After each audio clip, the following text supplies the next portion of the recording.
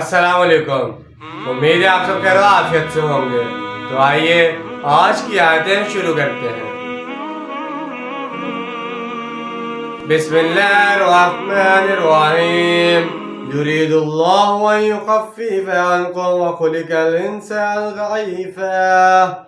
शुरू अल्लाह के नाम से जो बड़ा मेहरबान निहायत रहम करने वाला है। अल्लाह चाहता है कि तुम पर से बोझ को हल्का करे और इंसान कमज़ोर पैदा किया गया है।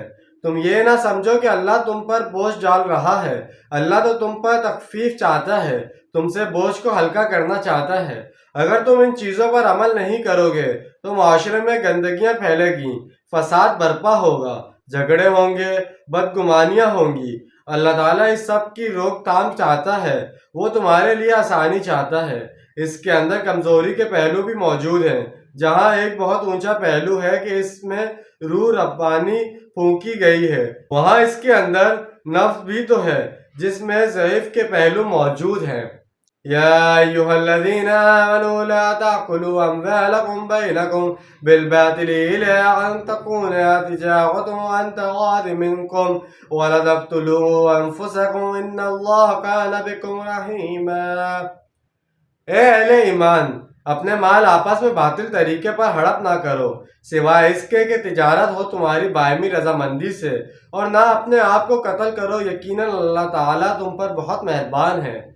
तिजारत और लेन देन की बुनियाद जब हकीकी बायमी रजामंदी पर हो तो इससे हासिल होने वाला मुनाफा जायज़ और हलाल है। फ़र्ज़ कीजिए कि आपकी जूतों की दुकान है, आपने ग्राहक को एक जूता दिखाया और इसके दाम 200 रुपये बताए। इसने जूता पसंद किया और 200 रुपये में ख़रीद लिया। ये बायमी रजामंदी से सौदा हुआ है जो सीधे साधे और सही तरीके पर हो गया।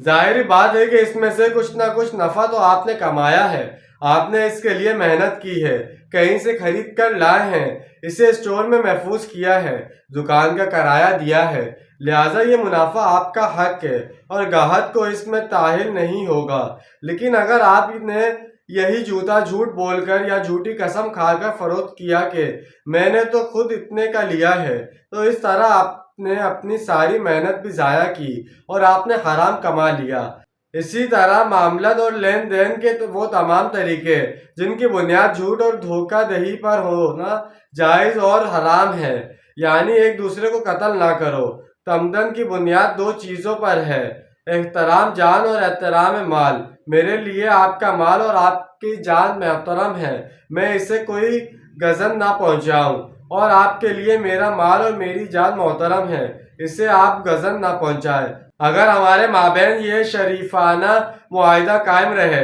तब तो हमारा एक माशरा और एक मुल्क में रह सकते हैं जहाँ इत्मीनान और अमन और सुकून और चैन होगा, और जहाँ ये दोनों एहतराम ख़त्म हो गए, जान का और माल का, तो जाहिर बात है कि फिर वहाँ अमन और सुकून, चैन और इत्मीनान कहाँ से आएगा। इस आयत में बातिल तरीके से एक दूसरे का माल खाने और कत्ल नफ्स और दोनों को हराम करार देकर इन दोनों हरमतों को एक साथ जमा कर दिया गया है। तो जैसे कि आज हमने दो आयतों का तर्जुमा और तफसील बयान की है, इसके अंदर हमें यही बताया कि कारोबार किस तरह करना है। कारोबार में झूठ नहीं बोलना, सच बोलकर अपना कारोबार चलाना है, जिससे आपको नफ़ा भी होगा और आपने जो कुछ कमाया होगा वो सब आपके लिए हलाल भी होगा और आपके हक में बेहतर भी होगा। तो इंशाल्लाह आज की वीडियो आपको समझ आई होगी, पसंद आई होगी, और उम्मीद है आप सब इस पर अमल भी करेंगे। मिलते हैं अगली वीडियो में। अपना ढेर सारा ख्याल रखिएगा और अपनों से ज़्यादा दूसरों का ख्याल रखिएगा, और हमें भी अपनी दुआओं में याद रखिएगा। जब तक के लिए अल्लाह हाफिज़, फ़ी अमान अल्लाह।